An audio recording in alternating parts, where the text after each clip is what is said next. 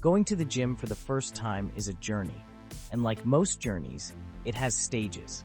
Some of these stages are exciting, some of them are terrifying, and some of them will make you question every decision you've ever made in your entire life.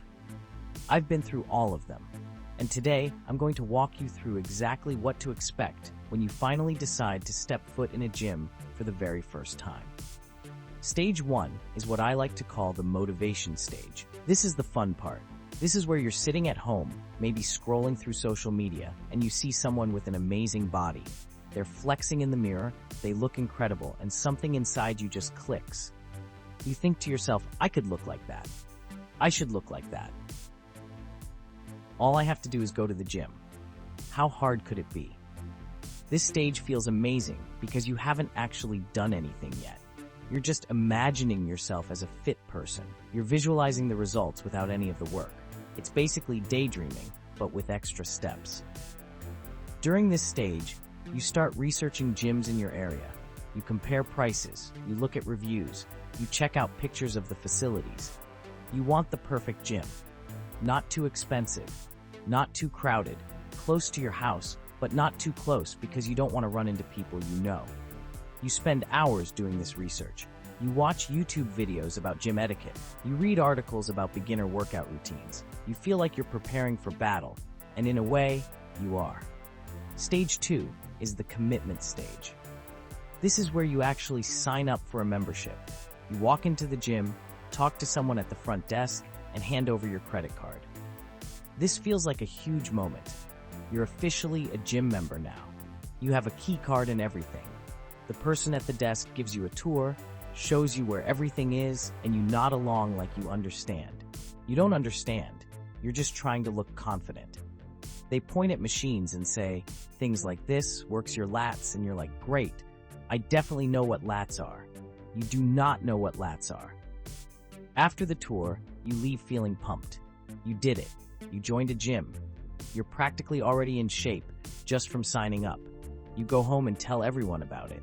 You post about it on social media. You text your friends. You're so proud of yourself for taking this first step. Then you realize you actually have to go back there and work out. That's when the panic sets in. Stage 3 is the preparation stage. This is where you spend way too much money on things you don't need. You convince yourself that you can't possibly go to the gym without the right gear. You need new shoes. Not just any shoes, but proper training shoes. You need new shorts, new shirts, maybe a nice hoodie for when you're warming up.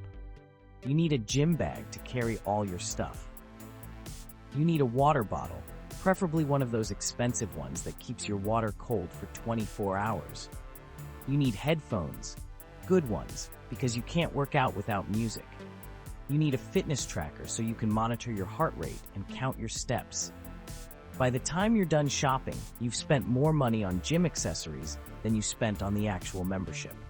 But that's fine. You look the part now. You have all the equipment.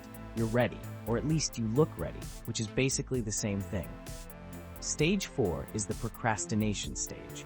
This is where you find every possible excuse not to go. You were going to go on Monday, but something came up.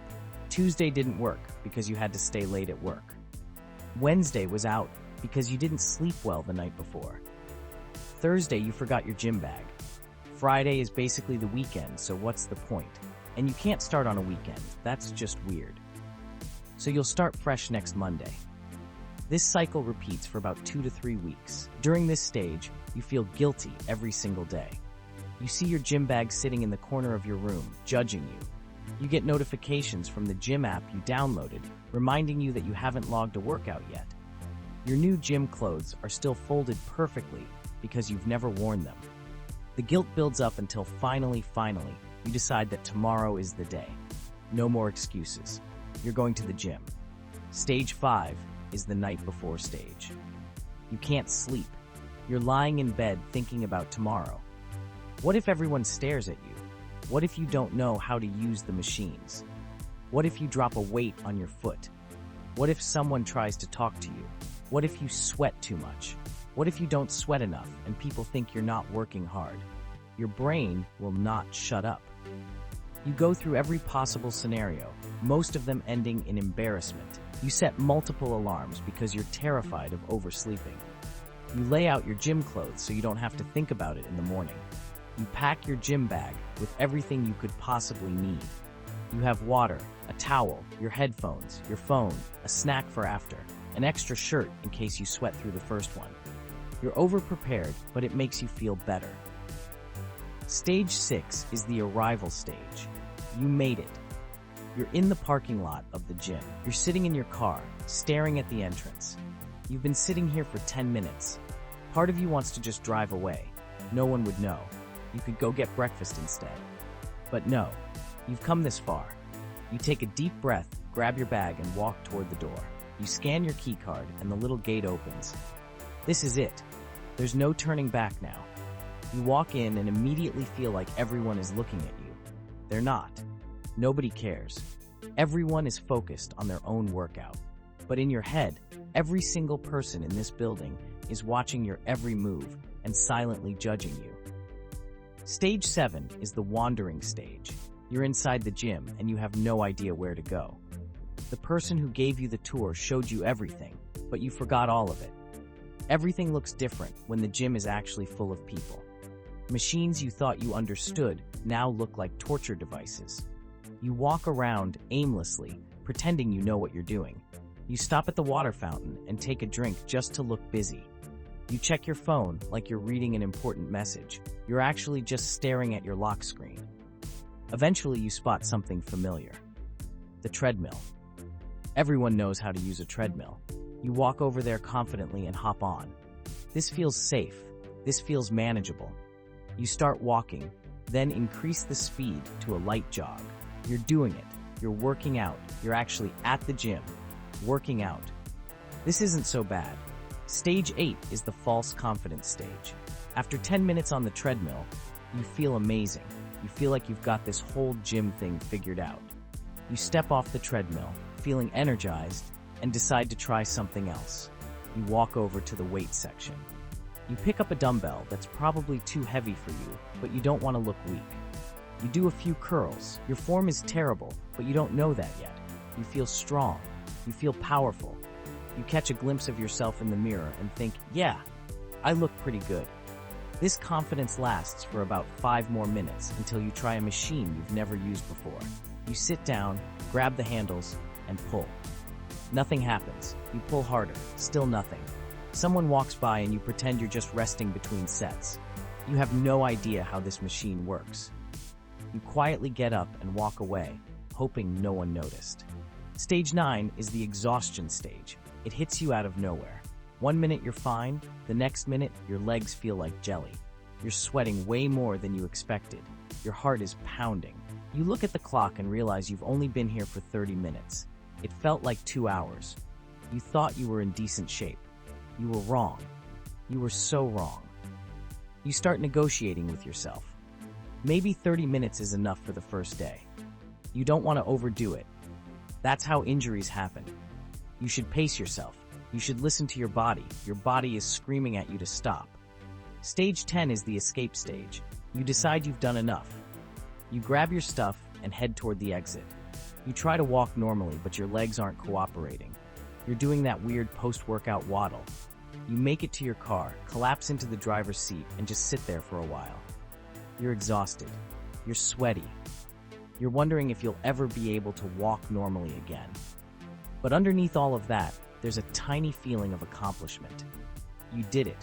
You actually went to the gym. Sure, it was awkward and confusing and exhausting.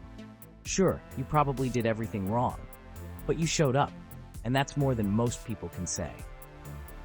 Stage 11 is the aftermath stage. You go home, take a shower, and eat everything in your refrigerator. You feel like you earned it. You collapse on the couch and fall asleep for 3 hours in the middle of the day. When you wake up, your body hurts in places you didn't know existed. You can't lift your arms above your head. Going up and down stairs is a nightmare. You Google, is it normal to be this sore after working out?